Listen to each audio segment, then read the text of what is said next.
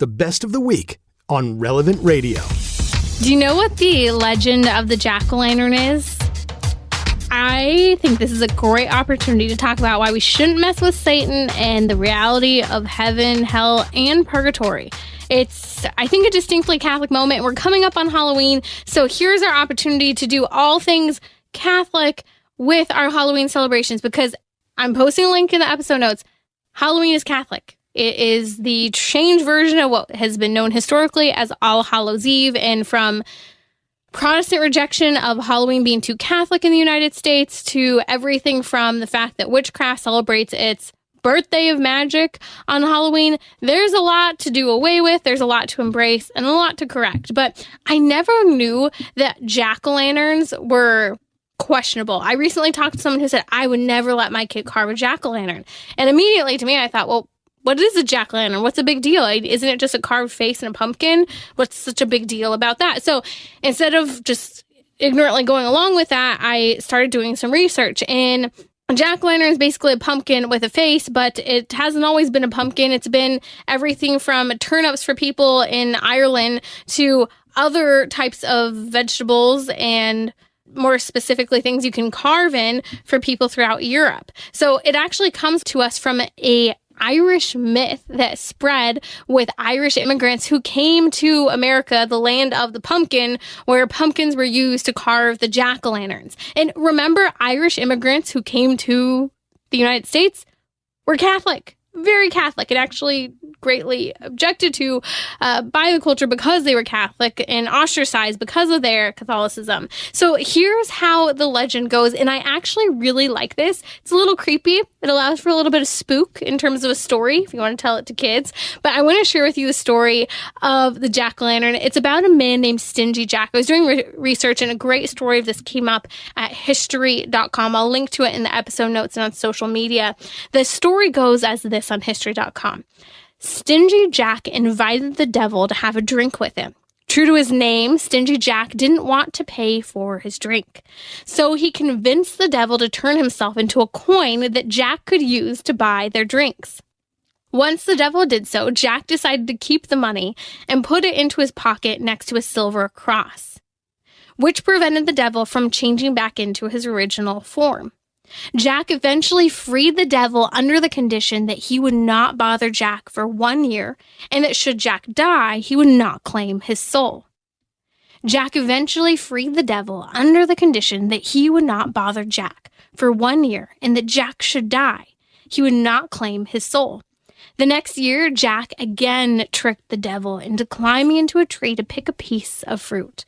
While he was up in the tree, Jack carved a sign of the cross into the tree's bark so that the devil could not come down until the devil promised Jack not to bother him for 10 more years. Soon after, Jack died. As the legend goes, God would not allow such an unsavory figure into heaven. The devil, upset by the trick Jack had played on him and keeping his word to not claim his soul, would not allow Jack into hell. He sent Jack off into the dark night with only a burning coal to light his way. Jack put the coal into a carved-out turnip and has been roaming the earth with it ever since. You see, the Irish began to refer to the ghostly figure as Jack of the Lantern, and then later simply Jack-o'-lantern. Now, this is a fascinating story. Again, I'm reading this from history.com because from Ireland to Scotland to the rest of the English, the immigrants brought this to the United States. In England, they used large beets to carve out their jack-o'-lanterns. In Ireland, they used turnips. Here in the United States, so we use our good old pumpkins that come in abundance from our soil. I think this is a fantastic story for teaching on Halloween, for an activity surrounding pumpkins, and key things such as don't mess with Satan. Now, while this is not theologically sound, it does bring a good key story to mind. Don't mess with Satan. And sometimes the best way to learn is to actually critique the things that we read and things we hear, including stories. But this is why you need to know your theology and teach it. The bottom line is there are only 3 places that you can go after death: heaven, hell, and purgatory. Again, great teaching moment. The legend reminds us that we should never, ever, ever mess with the devil, the demonic, or their ways. They're not our friends. These are key ideas that can be taught to kids. They can even be a little spooked out by a conversation about the devil. Now, this isn't even that spooky of a version of a conversation of a devil. It's about a no to hell and a no to heaven, which we don't want a no to heaven, and we definitely don't want a yes to hell. This is a moment to teach kids about the reality of the devil. That the devil is more powerful than us, but God is more powerful than all, and especially God is more powerful than the devil. And so we should choose, if you're carving pumpkins, this is a great opportunity in talking about heaven and hell, good and evil, God and the reality of the devil, at a time when people want to reject these such things.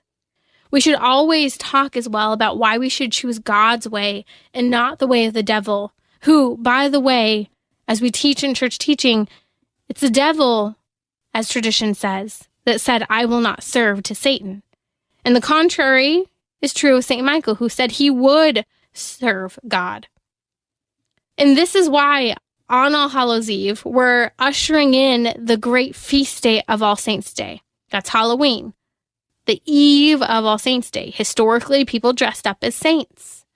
This is why we should choose to stay away from the devil and the evil elements of Halloween, the witchcraft elements, and celebrate God. To be the ones to celebrate the people who said, "I will serve God." Halloween is a celebration of the triumph of Christ, and Christ specifically in his saints. And so sharing the stories of the saints, sharing the stories about how God triumphed over the devil, is a great way to bring a twist to this tradition of carving pumpkins, now often called jack-o'-lanterns. So while you carve pumpkins and talk about jack-o'-lanterns, remember this legend brought to us by, specifically, Catholic Irish immigrants, that tells a great story about not messing with Satan, the power of God, the importance of heaven, of God triumphing over the devil.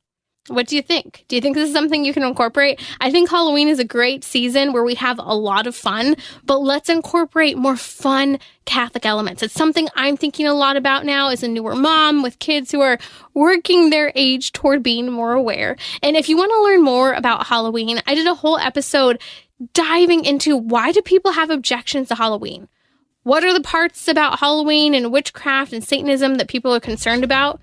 But more better, how is Halloween Catholic, and what can we do to make Halloween Catholic in a day that ushers us into All Saints' Day, November 1st, celebrating the saints and Christ's triumph in his saints in the church? You can join me and listen on the Relevant Radio app to Trending with Timmerie live each weekday at 6 p.m. Central. Thanks for listening.